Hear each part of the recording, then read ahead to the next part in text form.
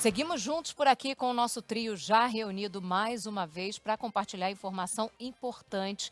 Agora há pouco nós trouxemos a notícia de que o ministro Alexandre de Moraes do Supremo Tribunal Federal retirou o sigilo no caso das joias. Aí agora a gente já tem um desdobramento disso. De acordo com a Polícia Federal, essa venda das joias foi para um patrimônio de Bolsonaro e teria custeado a viagem dele aos Estados Unidos. Quem está debruçada sobre esses documentos, tem as informações para a gente agora, é a Lana Canepa. Lana, boa tarde, mais uma vez bem-vinda aqui entre nós.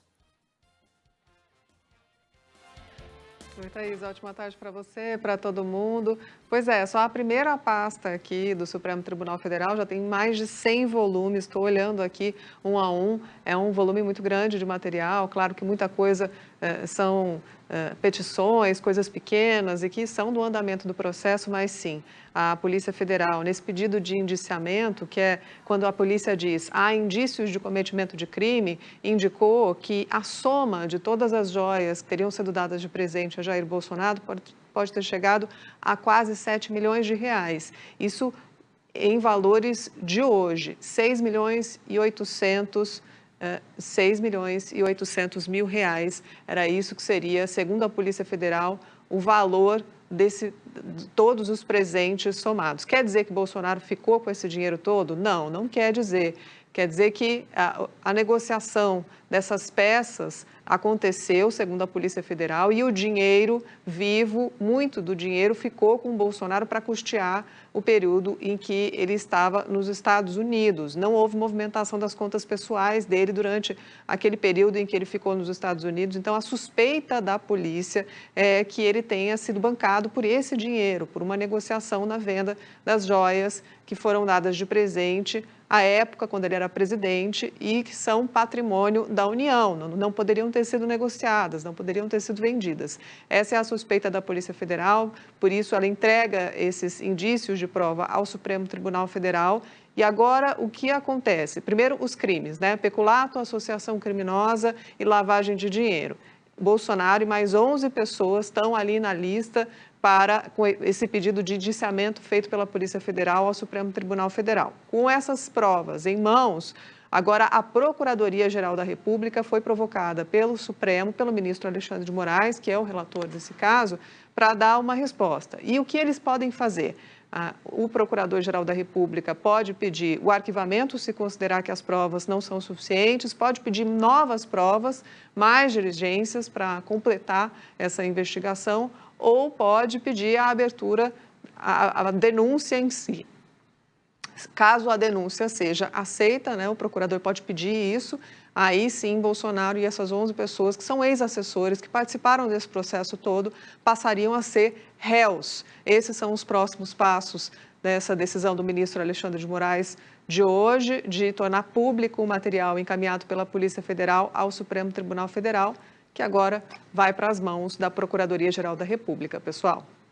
Lana, e a movimentação de Bolsonaro e aliados agora, depois justamente desse inquérito e agora indo para a Procuradoria-Geral da República, no fim de semana estava acompanhando as redes sociais do ex-presidente Jair Bolsonaro. Ele postou ali uma reportagem do jornal O Globo mostrando que em outros casos parecidos com esse inquérito dos presentes presidenciais, isso foi considerado um ilícito administrativo de menor gravidade. Bolsonaro participou de um evento conservador no fim de semana, voltou a falar que era perseguido, criticou a imprensa. Tem declaração também do presidente do PP, né, do Ciro Nogueira, falando que é um aliado ali de Bolsonaro, também falando sobre uma perseguição ao ex-presidente. Como é que os aliados de Bolsonaro já começam a se movimentar agora, depois dessa liberação desse inquérito pelo Supremo Tribunal Federal? Ainda são os primeiros passos, né? Não dá para dizer que isso traz algum tipo de culpa para Bolsonaro. Só atrapalha o meio de campo no momento em que ele está se cacifando para ser aquele a movimentação que ele estava tentando fazer no processo eleitoral, né? Cabo eleitoral de luxo, era isso que eu estava tentando lembrar. Então, nesse evento no final de semana, ele também teve logo que a discussão começou no Supremo Tribunal Federal, obviamente o apoio dos filhos, que foram a público dizer que não tinha nada contra ele, que ele ficou com os presentes por uma interpretação do Tribunal de Contas da União e depois que descobriu que não podia, devolveu, que não tinha nenhum ilícito nesse processo todo. Mas a negociação foi feita, segundo a Polícia Federal. As joias foram vendidas e o dinheiro foi usado, entregue a Bolsonaro e usado para sustentá-lo nos Estados Unidos, né? Então, vamos aguardar o que a Procuradoria-Geral da República vai concluir sobre esse processo no momento em que os apoiadores de Bolsonaro tentam colocá-lo nesse lugar de cabo eleitoral de luxo, produzindo ali muitas viagens para que ele percorra o país e construa alianças para eleger muitos dos seus candidatos nessa disputa eleitoral que começa. Estamos há 3 meses, viu, minha gente, do processo eleitoral. Está chegando já. Então, há uma tentativa dos aliados de abafar essa denúncia e aguardar os próximos passos, esperando que Bolsonaro seja inocentado. Ilana, um outro aspecto importante é que há outros 11 indiciados nessa história, né? E são pessoas diferentes de Bolsonaro, que não têm o mesmo peso político de Bolsonaro. E como é que bate para essas pessoas também esse indiciamento? É algo que a gente tem que levar em consideração. Estava olhando a lista, além daqueles nomes que a gente já conhece, do Fábio Weingarten, advogado de Bolsonaro, o Frederico Vassef, também advogado de Bolsonaro, outras pessoas com cargos menores durante a gestão Bolsonaro, chefes de gabinete de ministro, ajudantes de ordens, essas pessoas também foram indiciadas, né? É importante trazer isso aqui nessa discussão.